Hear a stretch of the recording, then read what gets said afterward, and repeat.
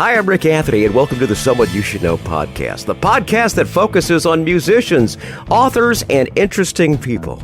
We like to say we're making a difference one artist at a time. So sit back, have a cold one, and get ready to meet someone you should know. I'm excited to have this band on the podcast. I've been enjoying their music since they pitched it to me back in October. Got a brand new EP out, and we're going to feature some music from that EP. They are Alex Kasznel and the board of directors, and from the band, we happen to have all three of them, all the way from the Queen City in Cincinnati. We have Alex Kasznel, Heather Sampanis, and Andrew Gable. Welcome aboard, gang. Thanks. Thanks for having us. Thank you. I gotta say, your music, I really and truly enjoy. It's very, very engaging, very entertaining. I like it a lot. Very catchy tunes, good chord progressions. It's a tight little three-piece you got there, gang. I have to ask, though, can each of you tell us a little bit, what was your love of music? Where did it begin? With a song, a band, any particular moment? What would you say? We'll start with Andrew. My folks always had music playing when I was younger. They were into a lot of classic rock, of course, at their age. And they always had music playing like on LPs and on the radio and car trips and whatnot. Mm-hmm. And sometime in the mid 80s, I think it would have had to have been my older brother, Sean, who turned me on to. Okay. What about you, Heather? What was music like for you growing up?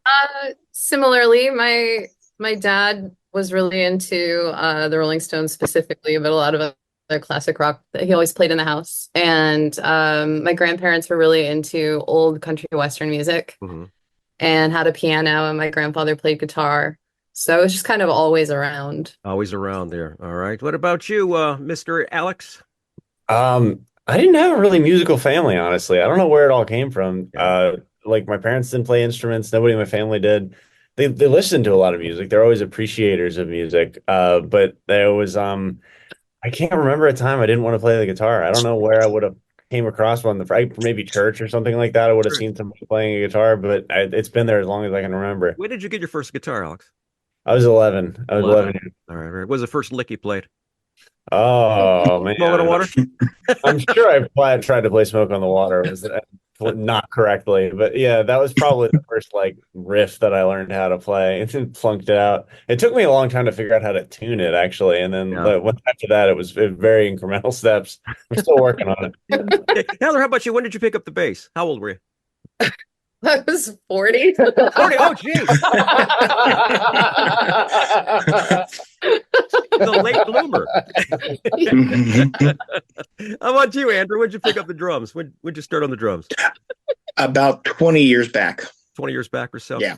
Now, the reason why I asked you, Heather, is my daughter started off on bass. She was, I think, 12 or 13. Oh, that's so cool. And I'll never forget, the first thing she brought to me was Cannonball by the Breeders, that da-doom, da-doom. Yeah. Da-doom. Very good. She played that the very first day, and I'm going, son of a gun, this kid's got talent. I definitely didn't get that from Daddy, because Daddy had umpteen years of piano lessons, but I could play the notes, but I could never make the music. I tell everyone my version of Stairway to Heaven, legendary, because it sounds nothing like the original. Let's talk about the board of directors. Let's talk about each position here on the board of directors. Who's the CEO? Who's the CFO? Who's the chief operating officer? We tend to call me the chairman of the board. Chairman of the board. Of the chair that I sit my amp on when we play, because I don't have an amp. So it's a little double entendre, I guess. Little tongue in cheek, yeah. But I don't know.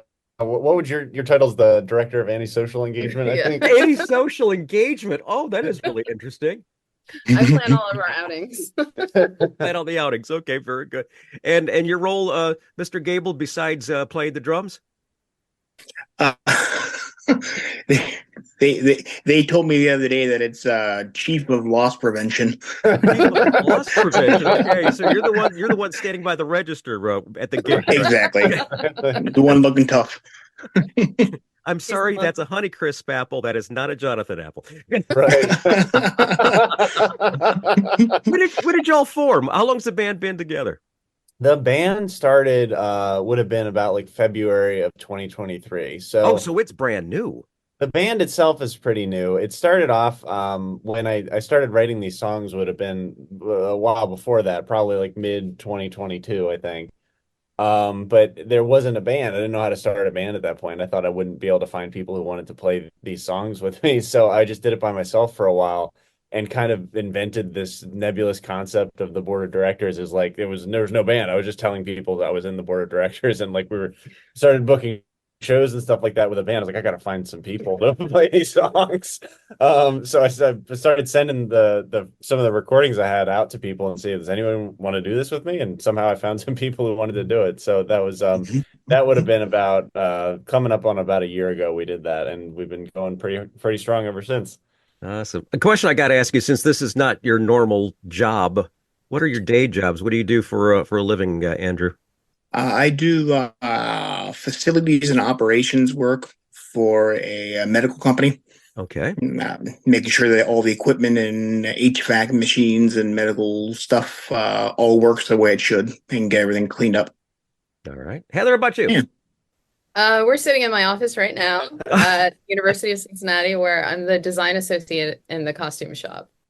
Awesome. Very good. And Alex? I attempt to do science so a couple days a You're week. the scientist in the band. Yeah. Yeah. The reason why I had to ask is the first song I want to feature now, you got the EP that came out in December. We'll play that. It's called Parachute. We're going to play a couple songs from that. But the first song that I got exposed to was this one that I have been humming ever since. And I kid you, it is one of those earworms that just keeps going on and on forever. Because I know all the lyrics to the song already. And it's just an incredible song. And it's probably one of, I would have to say, one of my favorite songs of the last 6 months that I've heard. A song, it's got an incredible, cute video to go along with it. Is called Luciferus. What is this? What is the story on this particular song? How did this come to be? And I had to ask who was the scientist because the lyrics in there are very reminiscent of a show that I absolutely loved, was Big Bang Theory, because it's on that high level, and it's like I understand a lot of that, and I really and truly enjoyed the song. I love the video. Please tell us how this all came to be. I think this was the first song I wrote for the board of directors, actually. But it kind of, I think it speaks to a lot of the way that I end up doing this, which is there'll just be some like a phrase or even just sometimes an individual word that kind of strikes my interest, and I'll start just sort of musing on that and seeing where it takes me. And so luciferase is like I say in the song, it's an enzyme that's inside of fireflies, and I was just kind of in my kitchen one day and I was thinking about, I came up with the first lyric in the song, which is, there's an enzyme inside of a firefly that makes it light up. I think I read that online once. I can't recall the name, but I heard you've got it. I think you've got it in your eyes. You know the lyrics part of it. Absolutely. Yeah, I sure do. I can humble. But it was background vocal. I'm right here, bud. Yeah. But it was like a really dorky pickup line. And I just kind of kept going with that to see like where that would take me. To imagine the idea of somebody earnestly trying to say that in conversation was really funny to me. And then, so it ended up, I just sort of followed that concept along as far as it would go. And it became sort of like a whimsical, I guess, reflection on just the idea of love in and of itself, about the idea of trying to be analytical and calculating and sort of, divorced from your emotions and say like, there's no such thing as a soulmate. This is all impossible. Statistically, it doesn't make any sense. And then also acknowledging that you can have an emotional side of it too, that, well, those two things coexist in your head. Can you understand the improbability of love and also accept it into your life, and I don't know that necessarily that'll come across when people hear the song, but that was where it came from. It's fascinating. I love the video. Who did the video? They deserve props. That is actually a couple of guys in Columbus called, I can give them a shout out here. Essence Cartoon is the people who did that. It was right around the time I finished recording that song. I had the idea to make a cartoon music video for it. It just seemed like it would be something that was really fitting. I will be the first to tell you, no ability to draw myself at all. So I knew I needed help. And so I just reached out to them and sort of sent them the song and the lyrics and gave them like a really basic idea of what I wanted to do. And they were super enthusiastic and really got in and like, helped come up with like a storyboard and stuff like that. And they would say, there's a couple spots in the video where if you watch it where there's like some science written on a chalkboard or a notebook. They would leave that blank. So like, can you give us something to put like on there? Like make us wait out for them, and then they would put it in the video for me. And so like that was really funny. But yeah, they were great. So if anybody needs cartoon work done, check them out. Also, I'll tell you what, we'll get that information. We'll put it down in the show notes if someone Yeah. in a band would like to do with it. I mean, because to be honest with you, that's one of the best videos I've seen since the days of MTV. It might be better than some of the things I Oh, did thanks, see on Greg. MTV. So Oh, I thank you. love this. I just want to warn everyone, you're going to hear this song here in a second here. You're going to be humming it for the rest of the day. And like I said, it's one of my favorites of the last 6 months. It's Luciferase from Alex Kasznel and the board of directors right here on the Someone You Should Know podcast. There's an enzyme inside of a firefly that makes it light. I think I read that online once. I can't recall the name, but I think you've got it in your eyes. Honestly, I've never read poetry, but I've been studying molecular biology, and I think I could be the substrate that you need. I'm guessing that's the first time someone's ever used that line. I almost talked myself out of it on the way, and if I have any luck, it won't scare you away.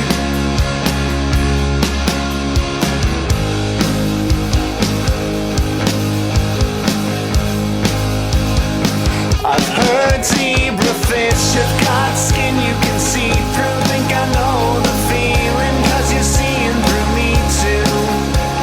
It's like my internal organs are on display, but the thoughts that I've been thinking have been giving me hope. So lay me down under a microscope and you'll see the parts inside start lighting up. Imagine that the grand prize was staring at you the whole time. I mean, statistically, that's probably not true.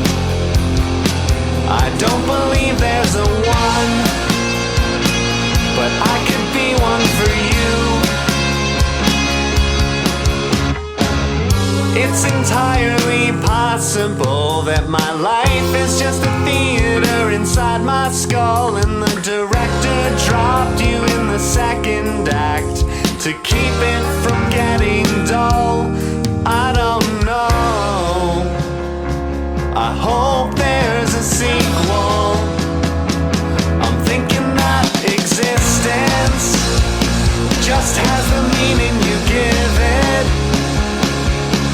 So even if the entropy just swallows us both whole, I wanted you to know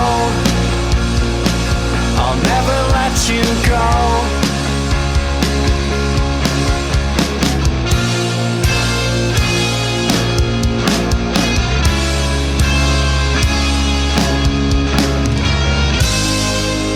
Man, I love that song, Luciferase, from Alex Kasznel and the board of directors. By the way, the exceptional video can be found in the show notes. You're going to love it once you check it out. We've got more music from Alex and the gang coming up here in a second. But first, I'd like to say thanks so much for tuning into the Someone You Should Know podcast.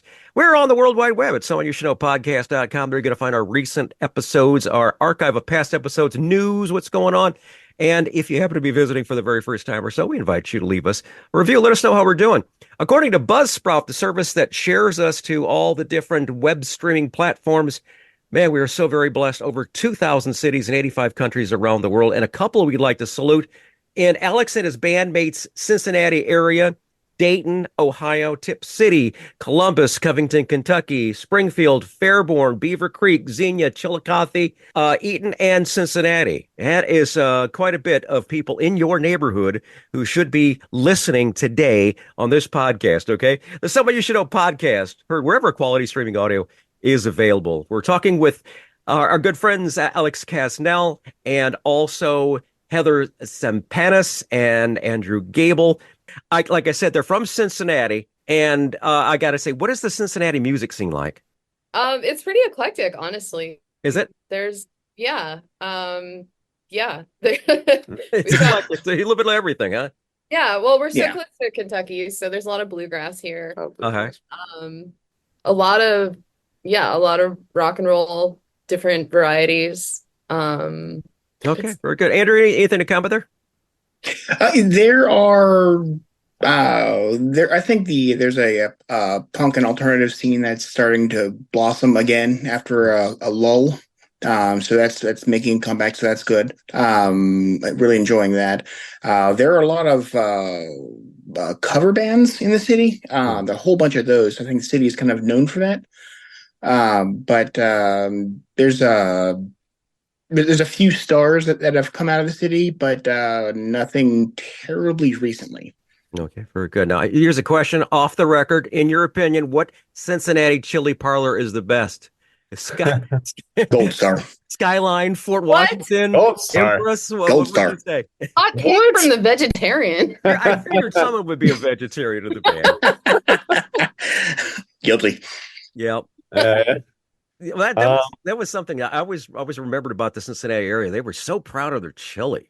Chili's a really big deal here. That was I didn't grow up in Cincinnati. I grew up like closer to Philadelphia actually, and I moved here like 4 years ago about. And that's the weird thing is like most cities you think like, oh, whatever the regional food is, they say, oh, we don't really have that here. That's just tourists do that. But like Cincinnati, I was shocked. Like everybody's eating chili. Oh, yeah, it's like Philly. Philly, of course, you think cheesesteaks, Yeah, exactly. Okay. Whereabouts in Philly did you grow? I grew up in a town called Exton, which is like maybe 40 minutes outside of the city. And I lived in the city for a couple of years before moving here. So I was kind of a little bit all over PA, but I've been in Cincinnati now since 2020. That's very good. Very good. How does the newer material compare to your, say, for instance, that everything's important and nothing matters?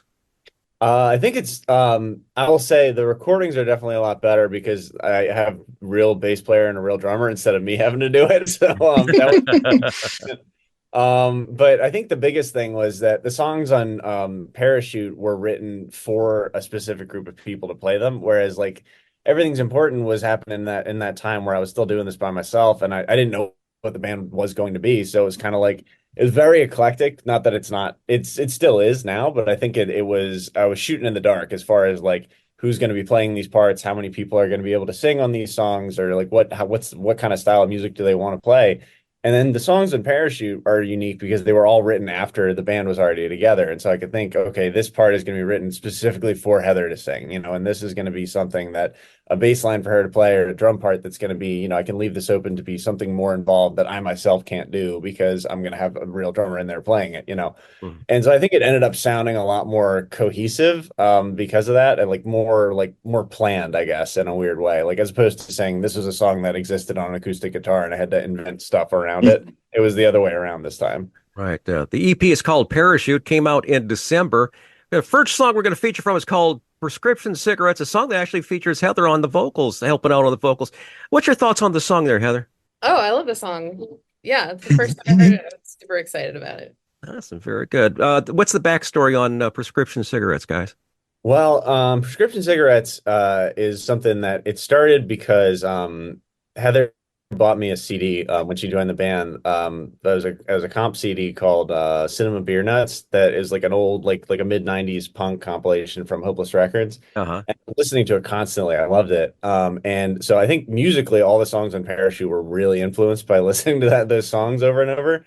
And so I had the chords and the sort of the melody and the hook of the song, but without any I just had dummy lyrics in it for a while. Yeah. And then eventually I was trying to think of something like what I could put to those parts because I really liked the melody and I liked the vibe that it was going with it, with all those the influences that I had cooking at that time.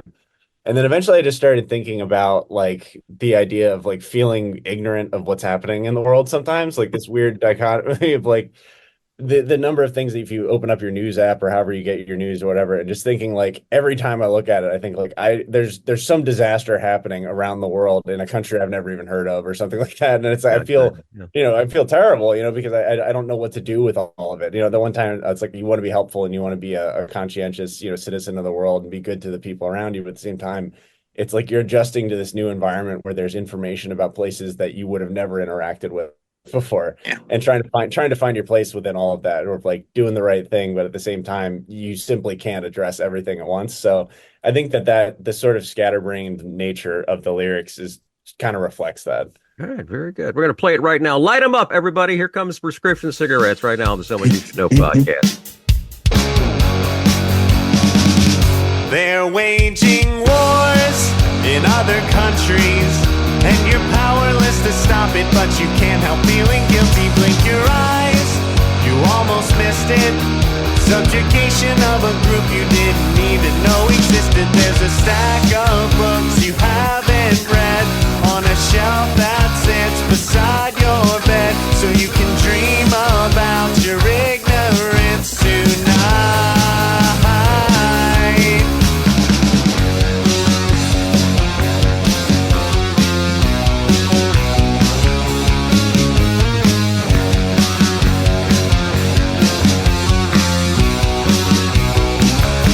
You got this song stuck in your head. It goes clap your hands over your mouth. You've got something to say and you're afraid to let it out. You wanna scream so loud your brain goes deaf, so you can't hear the voices in your head saying stay on top of everything at once.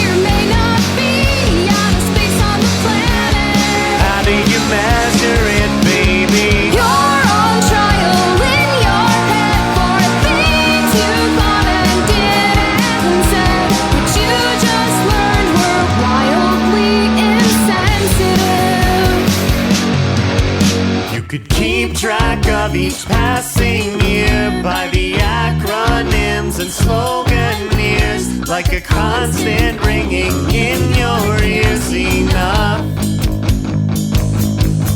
enough.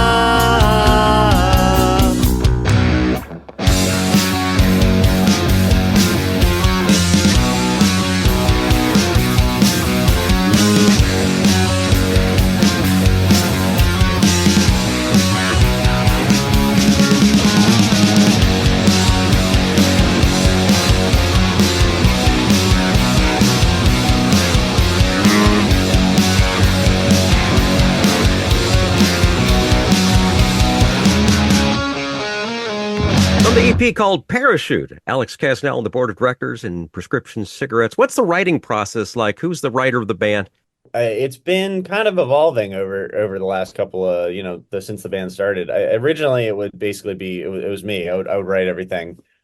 And then once we got the band together, it was sort of evolved to now I'm sort of teaching parts to other people for them to learn how to play the songs. But now that we're writing more as a group, it's a little bit more open. So like I'll kind of get the song going, and to have an idea of where I want the arrangement to go and the parts basically. But I make a point not to really like over engineer things at this point, because I don't want to be married to like doing things a certain way. I want everybody to be able to put their own part into it. But so that's a really part of the process now. It's just like getting a song.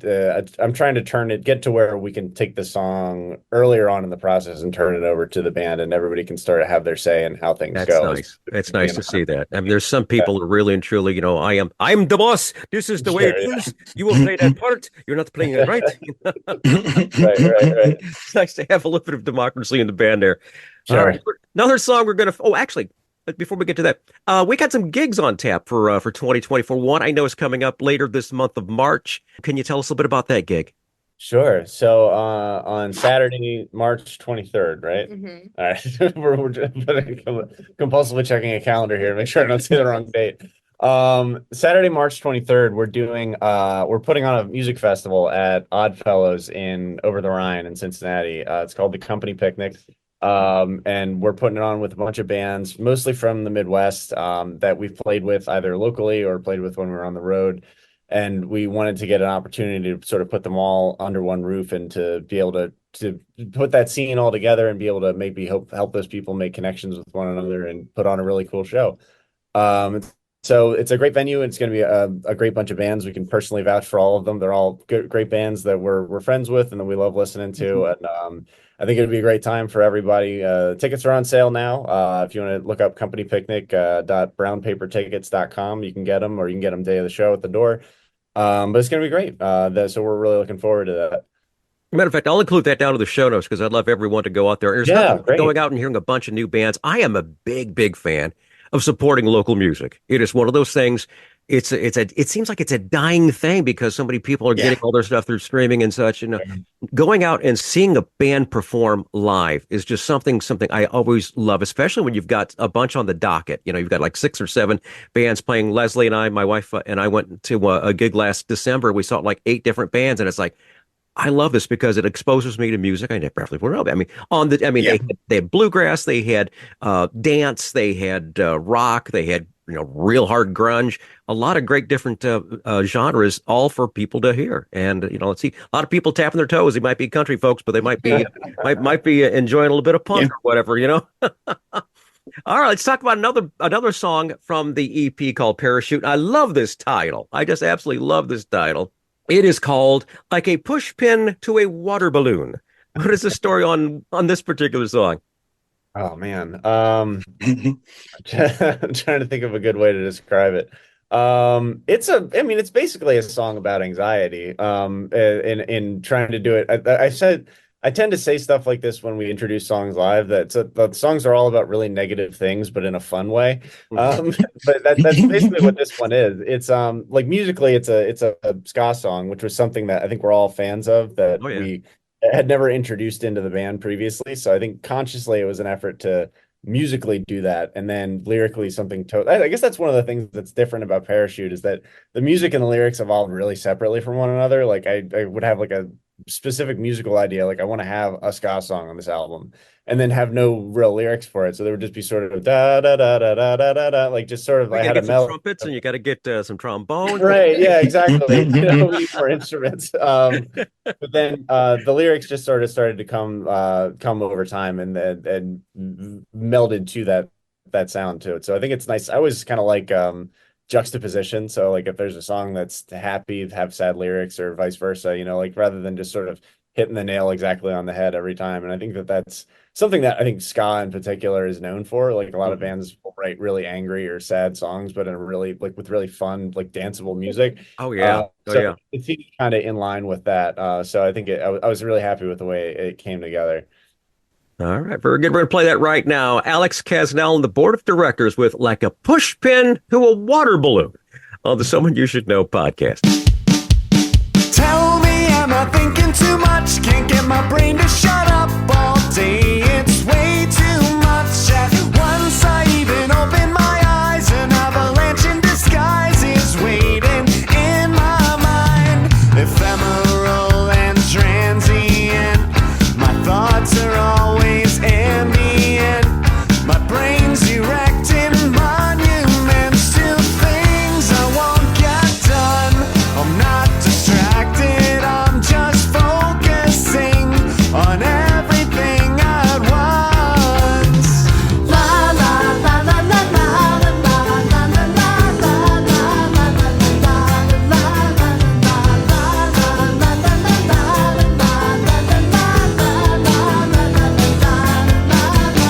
Oh, I think I'm making a mess, the way that I second guess the things I once was sure of now just seem like careless mistakes, all transparent and fake, and one day they'll all know. The chrysalis unraveling, still shattered by the smallest things. Can't stop myself from noticing that I still feel the same. I think I'm stuck this way. La la la la la la la la la la la la la la la la la la la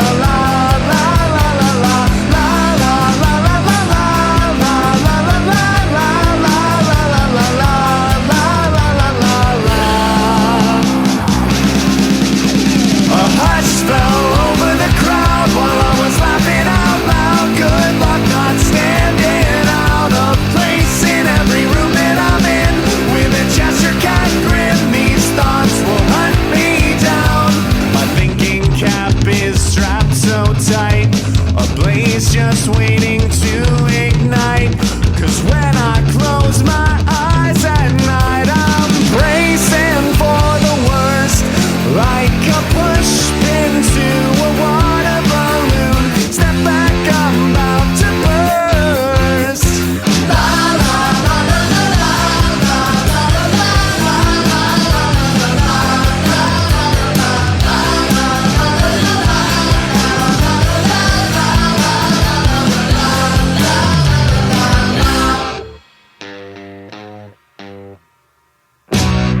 Push Ben to a water balloon. Alex Kasznel on the board of directors right now on the Someone You Should Know podcast.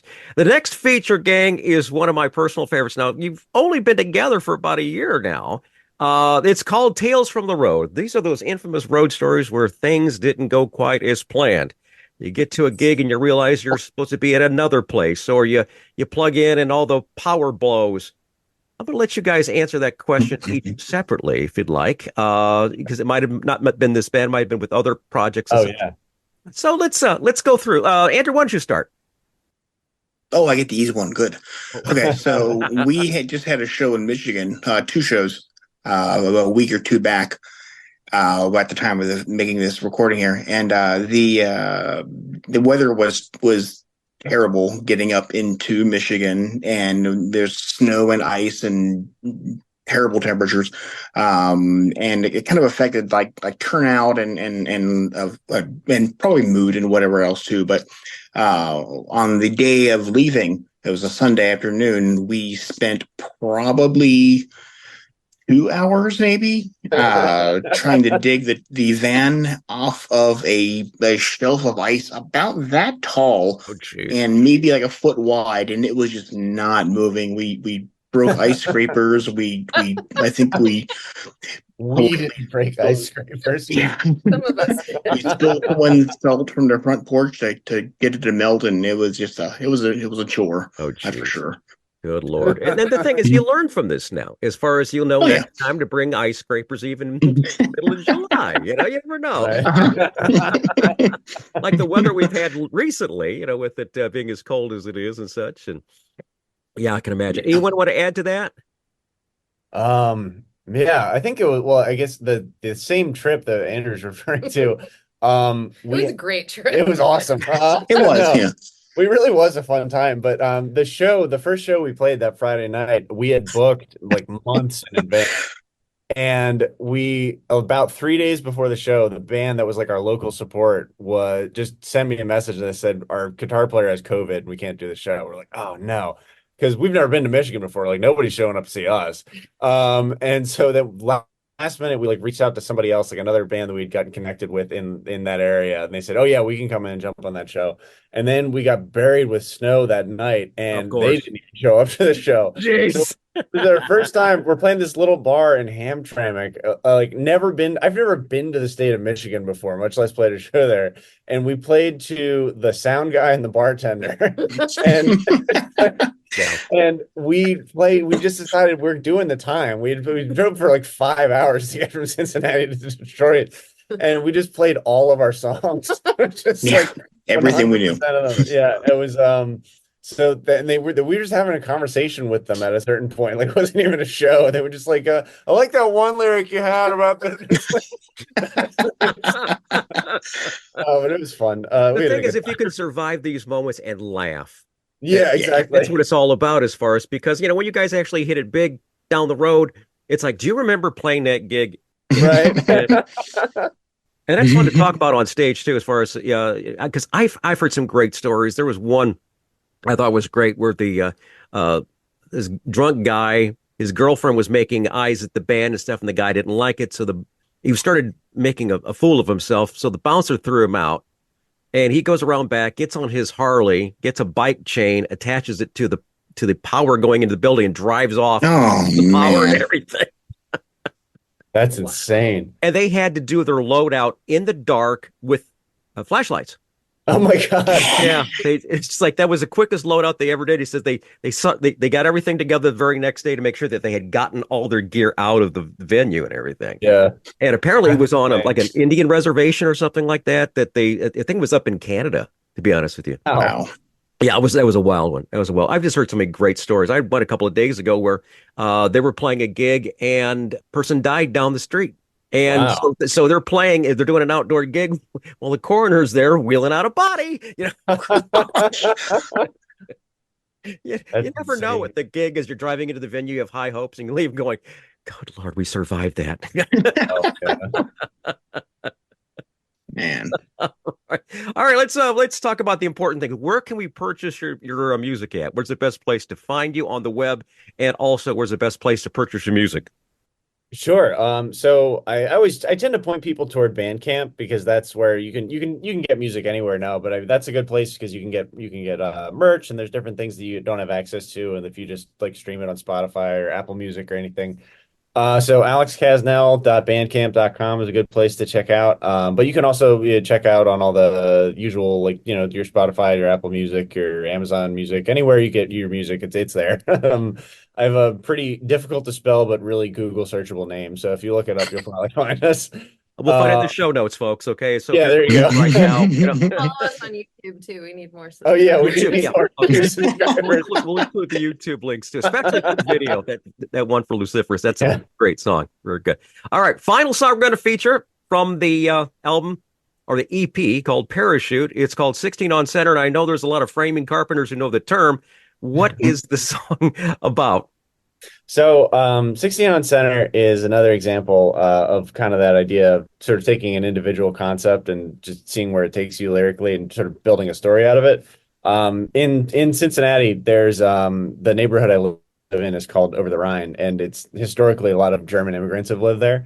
And so there was a lot of street names and different things in that particular part of town that are named after places in Germany. Then during World War I, there was a lot of anti-German hysteria in the United States, and there were, concerns about having things that are named after Germany, in that neighborhood. And so they switched them all around and renamed them to more, I guess, a more American sounding things, or more things that were a little bit more pedestrian. Then, 100 years later, they finally decided to switch them back. And so the street that I live right near, not to give out my home address on this podcast, but a street that is in the neighborhood that I sometimes live in, is called it used to be called Stonewall Street, and they changed it back to Hamburg Street. And the story takes place in a house on Hamburg Street, basically. But the 16 on Center reference there for sort of framing carpenters that are. Do you have a big contingent of like people who work in construction that listen to your show? I'm sure we got a lot of union folks listening. So, Yeah. Sure we But do. yeah, it's a construction reference for interior framing on a wall. The studs would be 16 inches apart, but it's about. You can listen to the song. It'll become more apparent after that. You're a creative bunch. I really love the jovialness of the songs and such. The lyrics are fun. They're catchy. I think you guys have got something really, really good. I really and truly hope you guys do very, very well. And I want to thank you so much for taking the time to be on the podcast here. And I hope you really and truly had some fun. And I know the listeners are going to love the songs. And I hope to God we can maybe sell a couple million copies. What do you say? Thank you, Rick. Works Thanks for me. for having us on the show. Thank you for having us. The insulation they blew into the walls that stand between us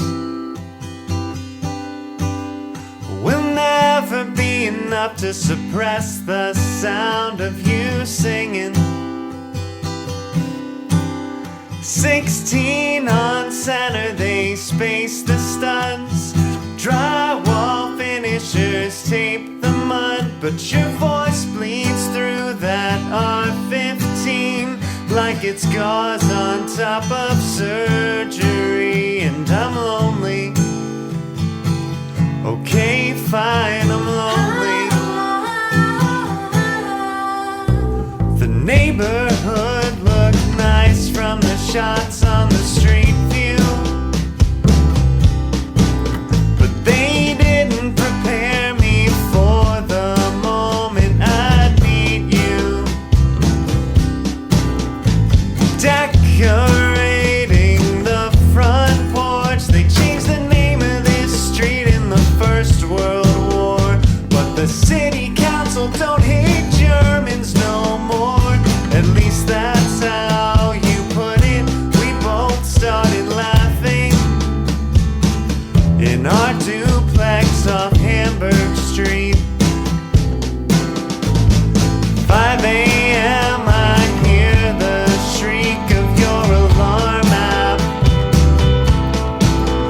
Then the built-in speakers in your phone start running through podcasts. And I try to imagine what I'd do if I woke up lying next to you. But the story sounds better if you hum the tune and let the feeling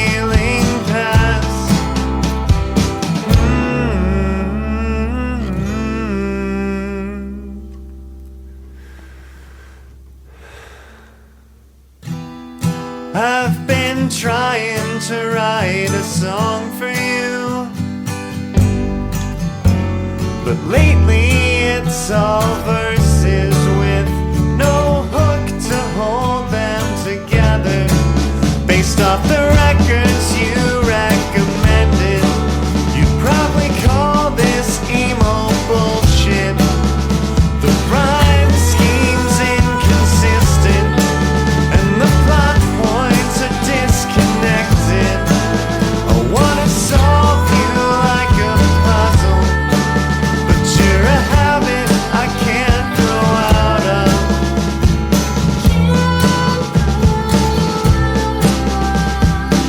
I know it doesn't make sense, but I don't know how else to put this.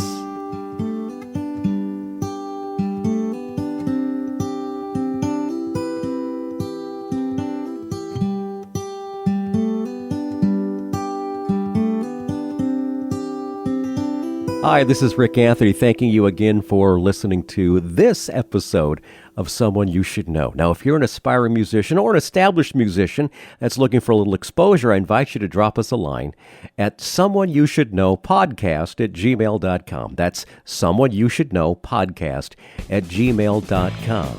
Also, I invite you to tell a friend about the Someone You Should Know podcast.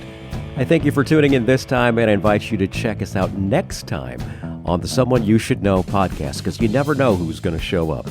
Until next time, remember, God loves you, and so do I.